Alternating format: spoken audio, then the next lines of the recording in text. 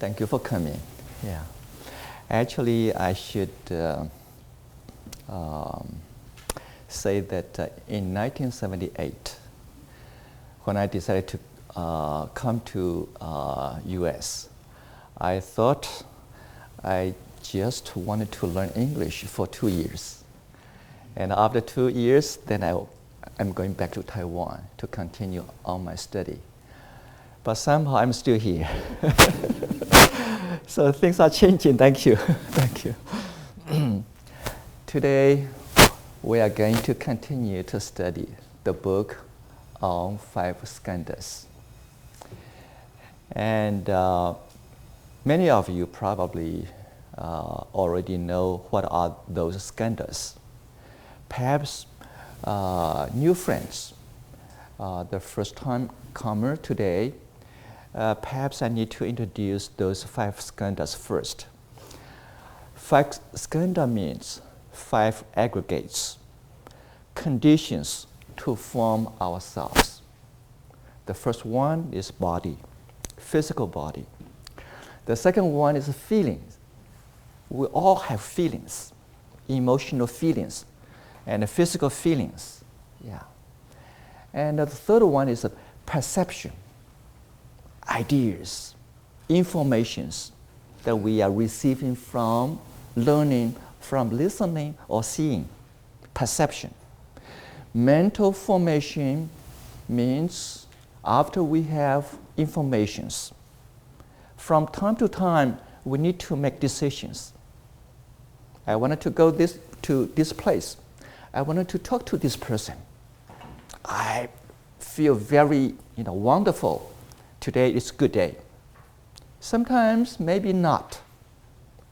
So a lot of decisions have been made by different kind of reaction. Finally, consciousness. These are 5 Skandhas. Okay. And before we go further, I would like to remind everyone that why we meditate, why we wanted to meditate. There are 2 qualities of meditation, or maybe 2 purposes for us to meditate. One, to gain concentration. Mind is always thinking. Sometimes it's so busy, even ourselves cannot identify what we are thinking. When the mind is busy, out of control, actually we are in danger. So concentration is the foundation of happiness. If you want to be happy, first we have to have steady mind, be able to focus, be able to concentrate. Okay. So this is the first purpose. The second one is we wanted to develop contemplation, be able to increase our right understanding. The way to develop this contemplation, basically according to Buddha's teaching, we wanted to observe those 5 Skandhas, 5 aggregates. Do you know that actually in daily life, if you have a minute, simply use this minute. Observe your body. How do you feel? It's going to be very beneficial. I feel tired. I feel energetic. I feel happy. I'm not feeling happy. Be able to observe yourself, understanding the current condition of your body and emotional reactions. That will help you because you have a chance to manage yourself. Then let's talk about perceptions. How to receive information correctly, how to absorb a lot of ideas properly, correctly. During meditation, actually, we wanted to build up this kind of ability in order to keep right information in mind, not wrong information. With right information, we can do right decision. Wrong information will make us do wrong decision. So the differences between perception and mental formation is this one collects all kinds of information, perception. This one makes decisions. We call this mental formation. Last night I tried to, find one example to express the differences between perception and mental formation. I remember it was in 1980s, maybe 85. Do you know every year we have annual bazaar? Right now it's at Jade Buddha Temple. Long time ago, we used Dinghao Shopping Center to have this kind of fundraising program once a year. And after some years, I arranged one member to take on this kind of a preparation work for the temple, for the association. So this lady, she was a coordinator for this purpose. One day she called me. She said, "Venerable Hang Yi, Mr. A told me right now he's asking me to pay $1 for his spring roll, 春卷, spring roll. Before he told me 75 cents, but right now it's $1. And before he said he's going to donate this food to the temple, but right now he's going to charge $1 per piece for spring roll. I was a little surprised. From my understanding, Mr. A is not a stingy person. In my understanding, I felt Mr. A was very generous, very supportive to the temple. But it's very difficult to understand why he called her. Now she said something about Mr. A in this kind of a situation. So I spent a few minutes just trying to, find a way. How can I solve this kind of, problem? So I called Mr. A. I said, "Mr. A, we're going to have bazaar very soon. How is your preparation about the spring roll? How is your preparation? Do you have enough, manpower to make this spring roll or not? If you need help, maybe the temple can help." "Oh, Venerable, no, don't worry. Yeah, I'm very happy to do this work. I wanted to donate all spring rolls to the temple for bazaar. But right now, it's getting more expensive for materials, those ingredients. Before, it cost me about 50 cents per piece. So I suggest the temple to sell for 75 cents per piece. But right now, I already spent almost 75 cents per piece. So I suggest the temple should sell $1 per piece." Do you know, just communicating, try to understand this very simple information, it's not easy. As a human being, do you know that sometimes we listen to all the words from other people. You say 1 minute. From the first second to the last second, I'm going to pay attention. It needs concentration. I'm going to listen to you carefully. If I don't understand, I will ask you, what do you mean by this?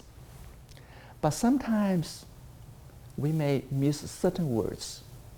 We're actually not able to collect those words put into a correct sentence. Okay, so wrong understanding from wrong perception. Perception means we are collecting all informations. I remember your name is Mary. Is it right? No. Sometimes we mixed up with somebody's name. Wrong perception. Oh, right now I remember your name is Daisy. Is it right? That's correct. Okay. From right perception, then we can develop right decision. That is mental formation. We can form different kind of decision. We can decide what we wanted to do on the right direction. Last time, actually, I already presented all positive mental formations to you. So we already discussed those very positive mental formations over here. And do you remember some of the mental formations? Can you remember those? Yeah. Pure will. Pure will. Be able to know your own wrongdoing. Okay. Be able to correct it. Okay. No greed. No greed. Right effort. Right effort. No anger. No anger. Serene. 清安. 清安, serene. Yeah. Feel very light, very joyful. Body and mind balance. Yes. Okay. No harm. No harm. Right effort. Yes. Do you know, it's interesting. We all here, we all listen to the same speech. But how much that we can remember, it depends on each individual.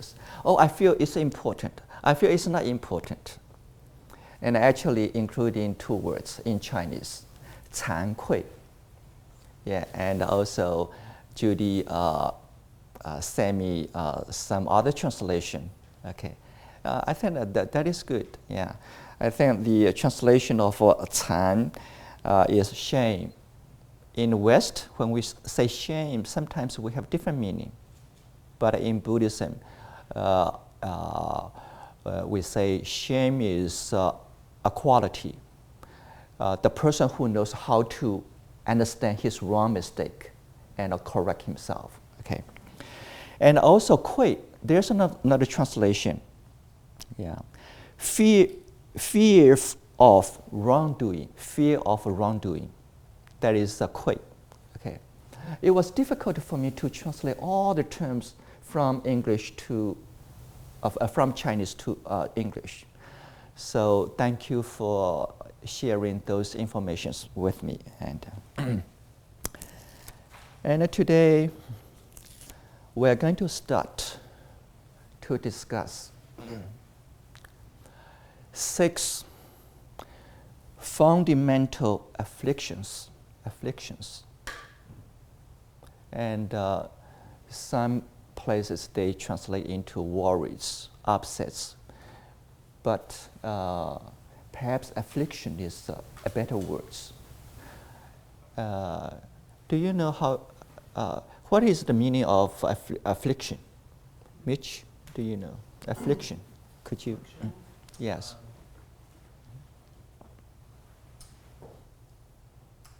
Well, let's see. Affliction, I think, is something that's wrong. Something that hinders your progress. In Chinese, they translate into 苦恼. 苦恼. You feel worry, anxiety, and sad, not happy, and very negative. And also it produces sufferings in life. So it's kind of mixed, mixed. Yeah. There are 6 fundamental afflictions. Yeah, we may have in daily life. Those are just like the roots of the tree. Many worries, anxieties, actually those are branches. These are the roots of the tree. We call them fundamental afflictions. Yes. One is greed. The second one is anger or hatred. The third one is arrogance.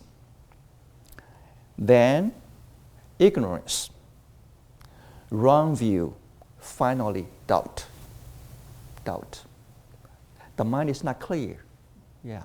And it's not be able to, to clearly understand what's going on. Doubt. Today, we don't have time to introduce every one of it, but I wanted to discuss about 4 of those fundamental afflictions. Okay. The first one is the greed. Every time when we talk about greed, and it related with desire, okay. But most of the time, we're thinking about we greed on food, wealth, luxuries, or lust. But in this book, Venerable An Hui specially mentioned the roots of greed is the attachment of self. Yeah. You have a kind of feeling, I want to keep myself as long as possible. So that's why nobody wants to die. Nobody wants to be ill. We have fears about this phenomenon because we wanted to keep ourselves as long as possible. Okay? Because of this kind of desire, so actually in this book, Venerable An Hui said, so we have birth and death in a cycle. So greed actually is a roots for birth and death. And some other times we talk about greed on wealth, on money, on other things. Actually, it's minor, but this is very serious. Okay. So today, because of our greed, then we have unstable mental stage. If you buy a stock today from Wall Street, how are you going to react, when the number changes? You worry. My money is over there. When the money is increasing, then we feel happy. When there is information about the slow of economy, we have a fear. So actually it generates our greed, yeah. And also human relationships. Every time when we do something, we always think about ourselves. What can I gain from this? What am I going to lose from this? Okay. So that is the roots of birth and death. Also the roots of wrongdoing. Second one is anger. Because in the previous time, we already spent a lot of time to discuss greed. So let's go a little faster. The second one is anger. Anger. During meditation, if you carefully observe yourself, do you have anger inside you? From time to time, we can detect ourselves.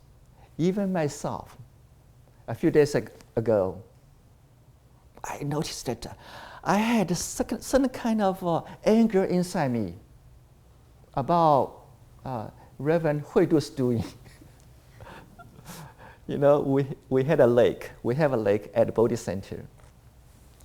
And a few days ago, he drove the tractor, passing through a certain area. Then he used the tractor to dig a ditch at the spillway where water overflows. You know, we don't have concrete over there. It's all mud. It's all grass. If the soil covered by the grass, overflow will be safe.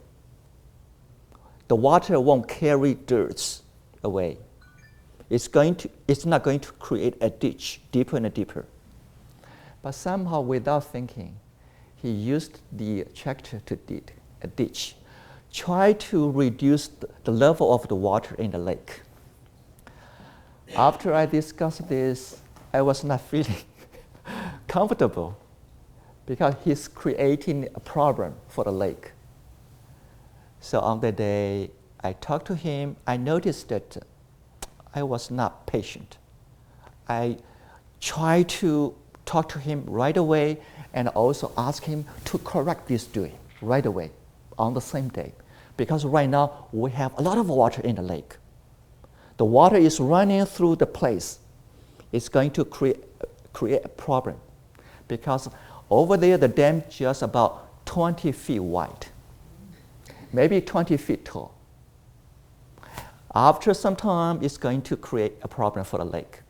It's going to collapse and drain all the water from the lake. It's serious. So sometimes, even as a monk, I discover I still have a little anger inside me. But we all meditate. Meditation will help to check, to observe my mind, my feeling. At the time, I told myself, yes, I did have a little anger inside me, but I wanted to eradicate this anger as soon as possible.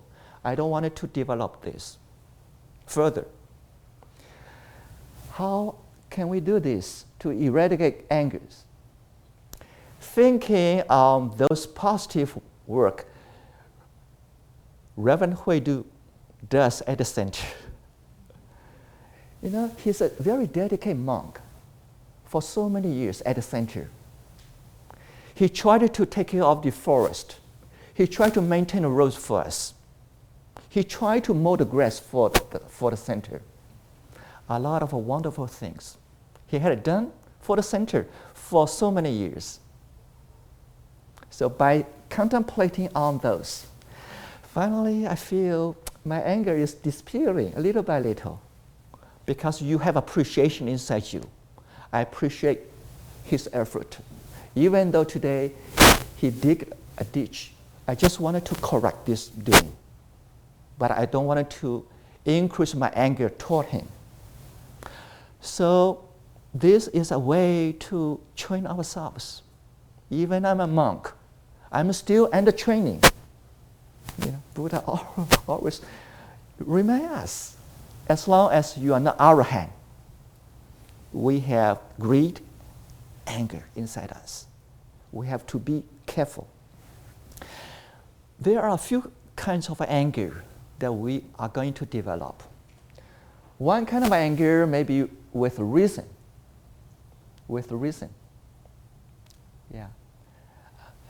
For example, the mother saw the son was not studying hard at school, trying to escape from the school and play with gangsters. The mother may be not feeling happy. So sometimes we may have anger from this with reasons. I wanted to take care of my child. I wanted to teach my child. I wanted to protect my child, educate my child. But sometimes even with the reasons, but still plus anger. Yeah, keep the reason, but eradicate anger. Yeah. Another anger is anger without reason, no reason. Just pop up. I don't like you. I want to fight with you. Anger from nowhere just pops up. You don't know what caused that. No reason. a few years ago, I was driving on Bellway 8 in the afternoon. Then I heard somebody was honking. Oh, yeah. Probably the car in the back, thinking the car in the front of him was driving too slow. I was on this lane, another car next to me, and the car behind this car honks many times. Then I saw this driver next to me on a different lane try to show fingers to the back. Oh, they are trying to, do something, yeah. And after that, more honking, more slow. You honk me, I'm going to drive slowly. After we passed the toll booths, the car behind another car changed lane in front of me, drive so fast. After we passed the toll booth, actually we tried to speed up. He was trying to speed up first, then change to the same lane. Suddenly stopped in the lane in front of the moving car. The driver he hates. That was very dangerous because all cars are moving. Suddenly you stop your car in a lane on freeway. It's dangerous. So that made me feel that why we human beings, we have angers toward someone we don't know. It's all right? They never met. They didn't have a chance to talk to each other. They just feel they have anger about the other person. Actually, it's not good for our body, our health. Yeah. And also, it's not safe on freeway in this kind of attitude. Okay. Anger from no reasons. Okay. Finally, anger from debate, different arguments. Yeah. Today, the government trying to make decisions. Different people have different opinion. Do we want to build a wall on South or not? Different opinions. If I don't agree with you, you will anger, with me. And if you don't agree with me, I'm going to anger with you. So actually debate, different opinion will create a lot of, anger among people. The third one is arrogance. Arrogance. A while ago, Barbara invited us. Let's bow to Buddha 3 times. Okay. Do you know why we still bow to Buddha?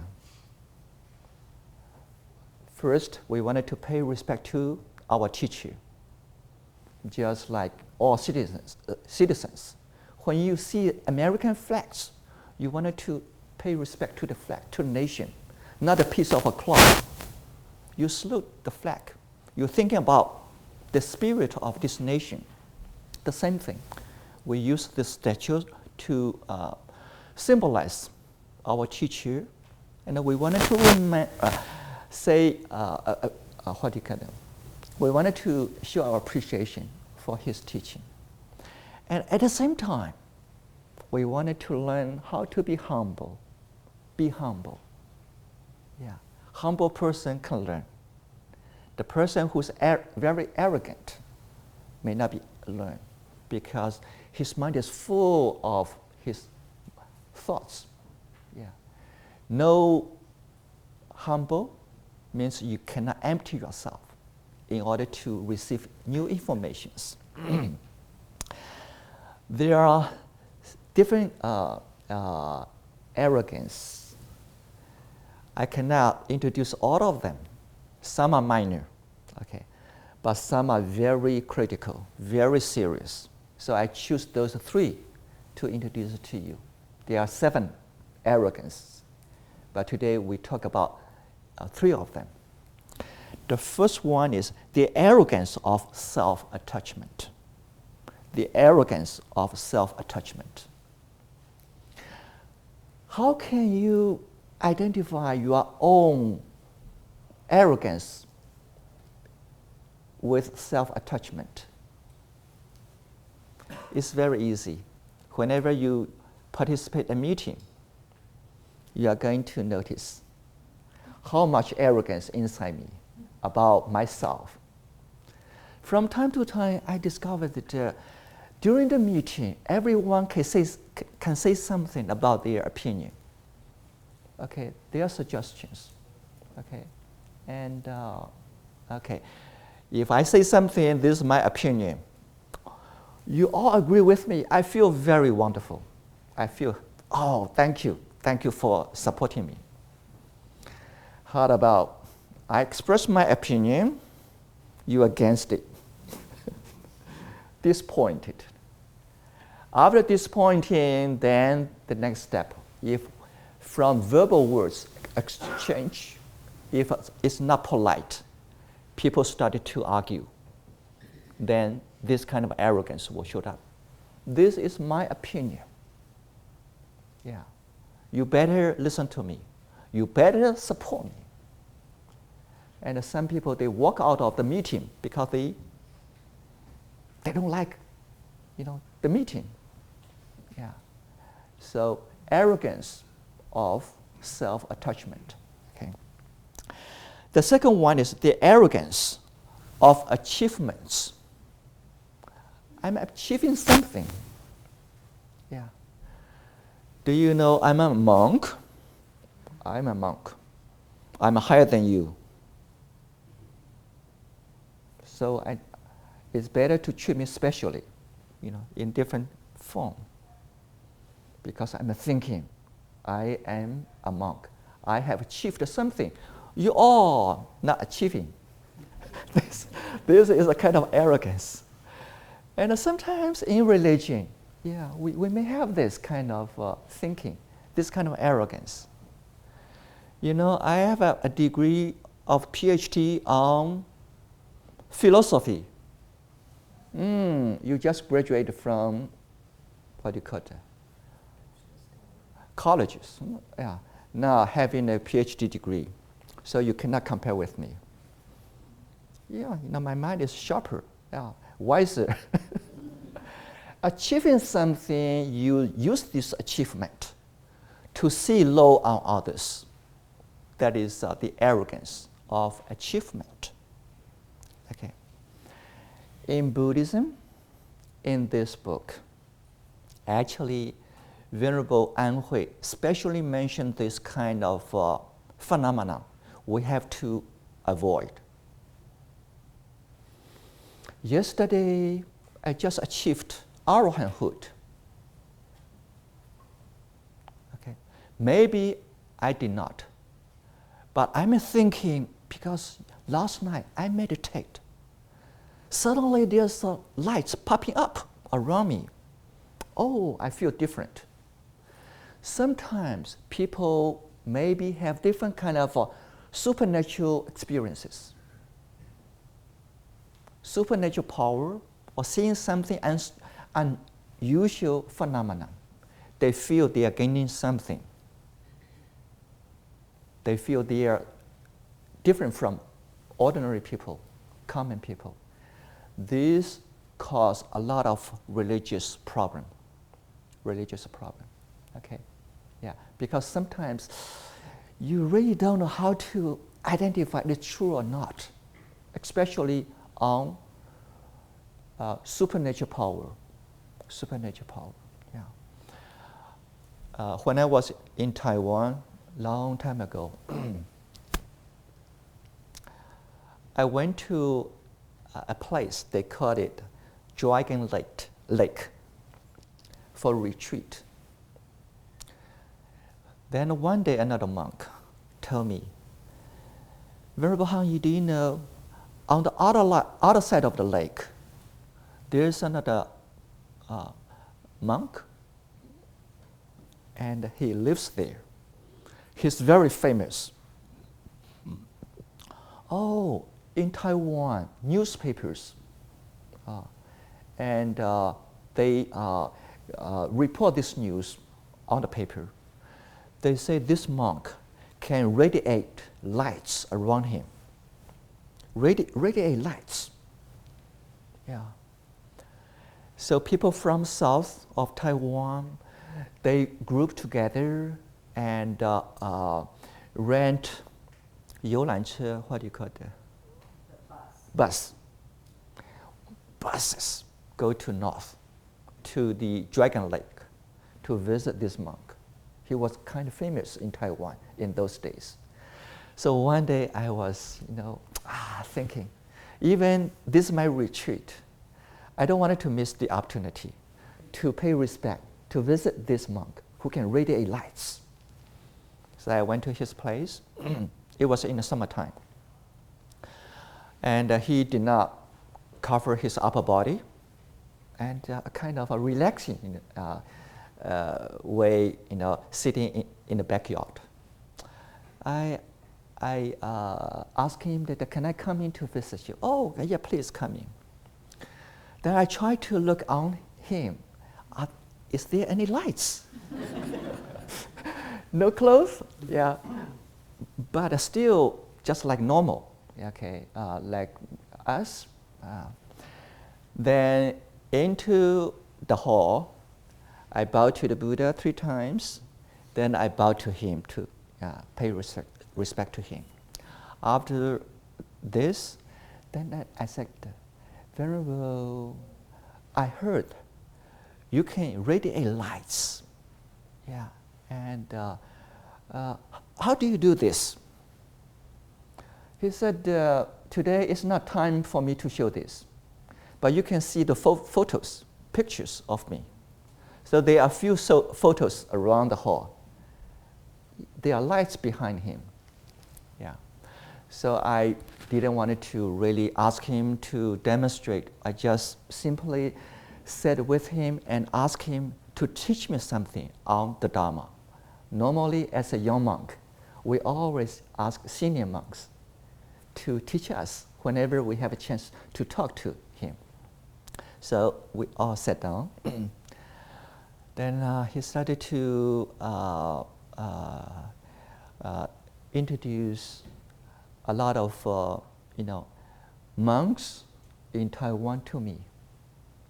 From south of Taiwan, which temple, which monk, to central Taiwan, which monk, which temple, all the way to north, which monk, which temple. Every time when he introduced all those monks, some I knew, some I didn't. He always criticized all those monks.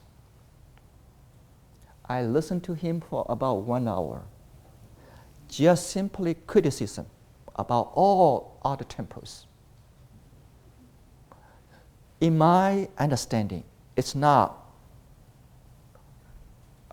right according to Buddha's teaching.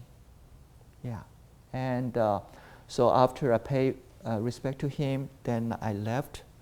Yeah, I feel this is my actual experiences. Even I can radiate lights. If I still have arrogance inside me, I feel I achieved something. Don't buy this, because this is not correct. Yeah, even though I can radiate lights, but if I cannot be humble, I still have arrogance. This is not a good attitude at all, according to the Dharma. So the arrogance of achievements. Finally, the arrogance of pretending doing good. The arrogance of pretending doing good. For example, if I'm not like to share things with you. I'm a very stingy person. But I wanted to beautify myself. Oh, everyone, I share things with others, pretending I'm a very generous. Just simply by words. try to propagate myself. Actually, I'm a very stingy. I'm not generous. But from my words, I try to tell everyone I'm a very generous. So pretending I'm doing good. This is another arrogance. Okay. Okay.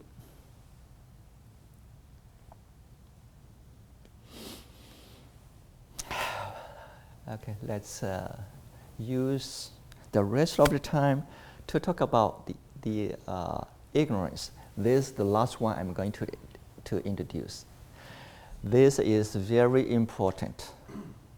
This one is ignorance. Wrong understanding. According to this book, actually it says wrong understanding, then wrong decision. We call this ignorance. Wrong understanding, then wrong decision. When we talk about wrong understanding, or maybe something I don't understand, it depends on what kind of subjects are you talking about. If you say, until today, I drive the car, but I still don't know how to build a car. So building the car is not my ability. I don't understand how to build a car. According to Buddha's teaching, it's okay. You don't have to learn how to build a car. You just know how to drive the car safely. That will be okay. So in Buddhism, when we talk about ignorance, according to Venerable Anhui's definition, the real ignorance is the ignorance of not understanding the law of cause and effect. The law of cause and effect. In daily life, why sometimes we feel very happy, very joyful? There are causes. Why sometimes I feel upset? I'm not happy. Why? Correctly to understand those causes, that is wisdom. Having wisdom, then we can eradicate ignorance. So the first definition of ignorance is not able to understand the law of cause and effect. Okay. The second one is the ignorance, not knowing what are the Four Noble Truths. We are not able to understand the meaning of Four Noble Truths. Okay. Dukkha, or suffering, or unsatisfaction. The cause of dukkha, the end of dukkha, and the way to end dukkha. If we don't understand, we consider this ignorance. Okay, and also, including, we don't understand there are practitioners who can liberate us from birth and death. We don't understand that. Yeah. And we cannot really identify this kind of a difference. Who is ordinary person, who is liberated practitioners, like arahants. Okay. We don't understand this stage. Finally, we don't have a clear understanding on Buddha, no clear understanding on the Dharma, no clear understanding on the Sangha. So according to the book, ignorance are related with those understandings. At the same time, it says that there are two kinds of way to develop ignorance. One is from birth. From birth. As a human being, you don't have to learn. Right after we are born, we already have that kind of ignorance. Yeah. A father was trying to take care of his son. Yeah. The son trying to uh, take very hot cup. The father said, no, no, no. But somehow this 3-year-old son still trying to grab very hot cup. And one day he got really burned. Then they will teach him, oh, try to avoid those hot cups. From birth, human beings, animals included, okay? And this is one way to have ignorance. Do you know, at the Bodhi Center, we have 5 geese right now. 5 geese. And they stay at Moon Lake. About 5 days ago, they swim together, 5 geese, swim together, eat together. One of the geese who's bigger, he's always trying to alert, take care of 4 others. You know, we always try to discuss, even animals. This goose loves 4 others. And he always tries to take care of 4 others. Actually, we praise this goose a lot. You're good, you're good. You are, you know, really do your duty. Maybe he's a male, yeah. But 3 days ago or 4 days ago, I went to Bodhi Center. Right now, one of my regular schedule is visiting those geese. Try to give them some breads, feed them. Sometimes as a treat, not too much. I discover this big goose bullies one of the goose. Every time when I throw breads, you know, to them, this bigger goose trying to chase another smaller goose away. I stood there, I said, why you act like this? 2 of you, why you dislike each other? You used to be a friend. Why you hate each other? Or this one hate another goose. You know, they cannot really explain. Even myself, I cannot understand. I just watch, observe. This is the ignorance from birth. All beings, including human beings, we carry something with our birth. Yeah. Do you know, in China, there was a news. It was shocked in the society. A mother told her 12-year-old son, don't smoke. 12-year-old son, don't smoke. The boy was so unhappy and got angry. He grabbed a knife and killed his mother, stepped on her mother many times.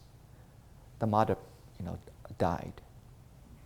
After a few days, yeah, and they discovered this. Police arrest this young boy.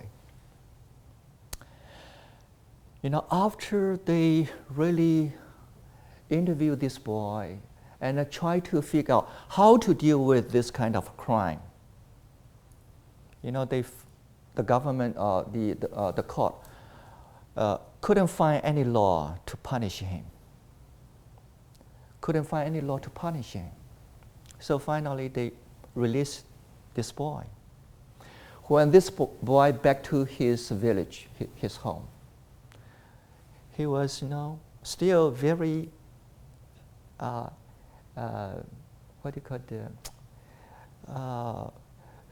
Feel that nothing happened.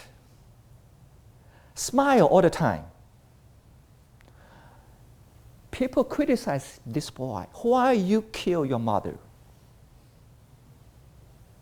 You are not a good boy. You are a bad boy. No, no, no. I just killed my mother. I did not kill anyone. I just killed my mother. I didn't kill anyone. In this boy's mind, something wrong there. I just killed my mother. I did not kill anyone, so I'm okay. When a person who has a strong self-attachment, this is I, from this kind of attitude, yes, the mother told me not to smoke. I don't like your words. I don't like your advice. So I make decision, to kill the mother. Then after killing the mother, I'm thinking, this is my mother. She's my mother. She's my mother. I own this mother. So I'm not committing any crime. Something wrong with his thoughts. Something wrong. They have headaches in China over the village. They don't know how to deal with the same kind of a crime in the future. 12-year-old boy, out of ignorance. Okay, this is from birth.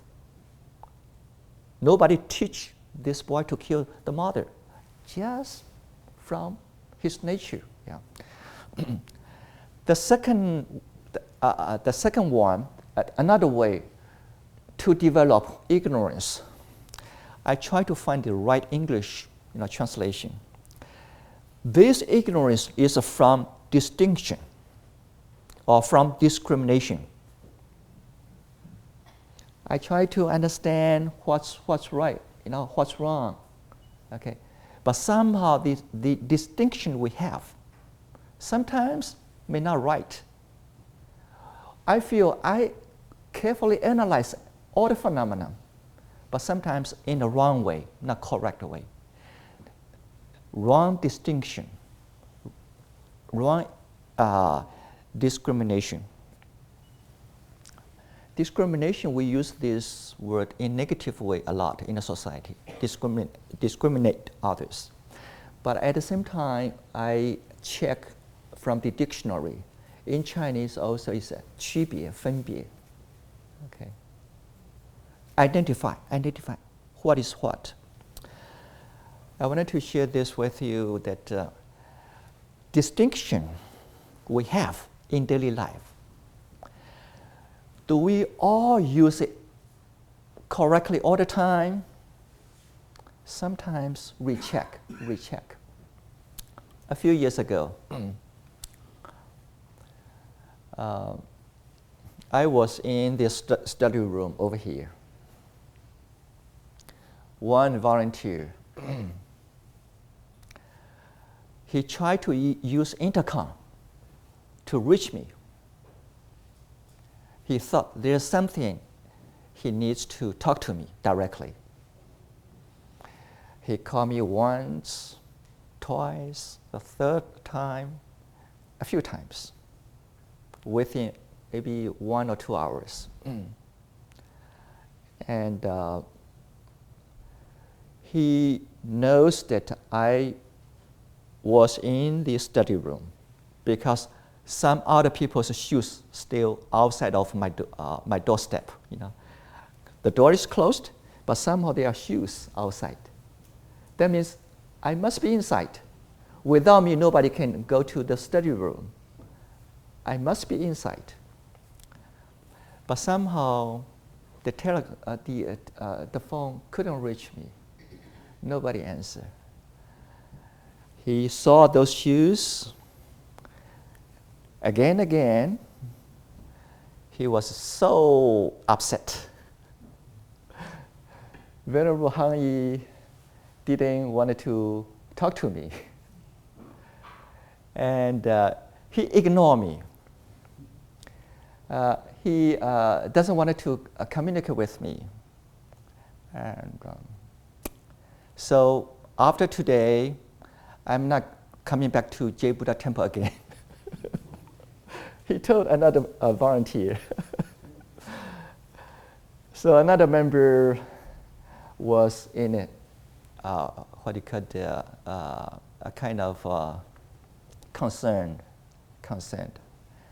Then after I was out of the study room, then he rushed to me. Venerable Hang Yi, why you didn't answer the call to from the intercom? Because on the intercom you can talk. Venerable Hang Yi, can I talk to you? Okay, yeah. Why you did not answer him? Oh, I said, I'm sorry. I was in the room. Let me check why the telephone never rang, never sent any message to me. So I went back to my study room. I checked carefully about the telephone. The line was disconnected. The line was disconnected. Oh, I'm so sorry. The line was not connected. So the person called me from another phone. I couldn't hear anything. So I said, please tell him, because the line was disconnected. So every day we use our mind, we feel we are smart, we are very intelligent. We are carefully check a lot of facts. Even we doing this, sometimes we may not be correct all the time, because this person never checked the phone line for me. Is right? So finally I checked, what's wrong? The line was disconnected. Of course, after he had this, he's coming to the temple regularly. Yeah, he's still here. He's still here. Don't ask me who he is. Okay, today I try to describe those negative, unbeneficial mental formations to you. So remember, mental perception, simply just like when we have perceptions, collect perceptions, we go to supermarket to buy all kinds of great ingredients, vegetables, tofu, okay, all kinds of fruits, and back to your home, okay, we put those food ingredients in the refrigerator, okay, and be ready whenever we wanted to use it, okay. And mental formation means whenever you decided to cook, you can make a decision, all those ingredients, those food, what kind of dishes I wanted to cook, Western style or Eastern style, chili style or sweet style.